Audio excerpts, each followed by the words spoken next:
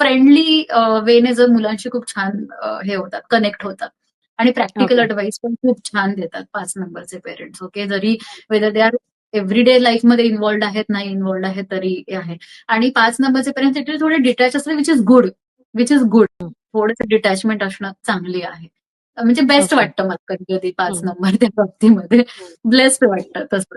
त्याच्यानंतर 6 नंबरचा, हा 6 नंबरचे पेरेंट्स आता ओव्हर सेम, की समटाईम्स ते खूप इंटरफिअरन्स वाढतो मुलांच्या लाईफमध्ये. ओके, मग हे ओके. असंच कर, तसंच कर, out of love, no doubt, no doubt. पण हा, फर्स्ट यू अंडरस्टँड की तुम्हाला तुमच्या मुलांना तुमची कशी हेल्प पाहिजे ते समजूनच मदत करा.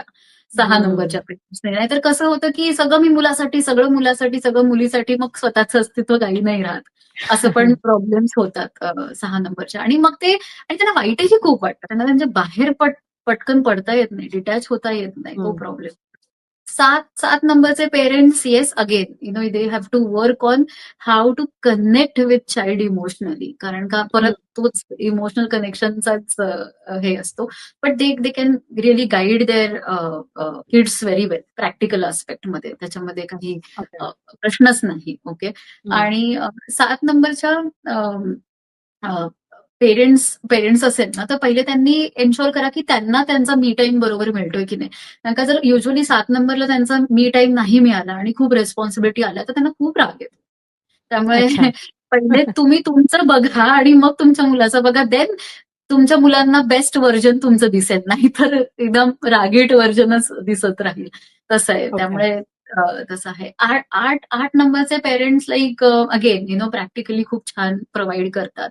प्रॅक्टिकली गाईडन्स खूप छान देतात. पण patience is something that they need to learn. Okay, even money मॅनेजमेंटच्या बाबतीमध्ये they can teach their children really good in a very good वे.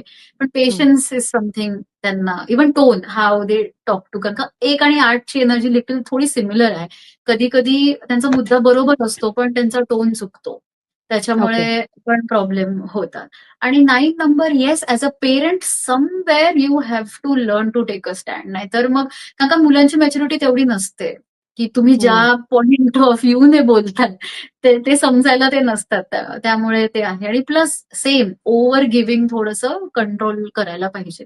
कुठे ना कुठे बाउंड्रीज आखायला पाहिजे, की मी एवढं करीन, एवढं नाही करणार असं. हं, हं, हं, आणि हं. नंबर 9च्या पेरेंट्सना अजून एक आहे, की जर मुलांकडून काही हर्ट झालं, तर ते पटकन डील नाही करतायत. म्हणजे ते विसरत नाही. म्हणजे प्रॅक्टिकली तुला नाही हां. वाटणार, की असं काही हर्ट अजून, पण त्यांच्या आतमध्ये राहतं. It is difficult for them to let go and forgive. असं हो. होतं.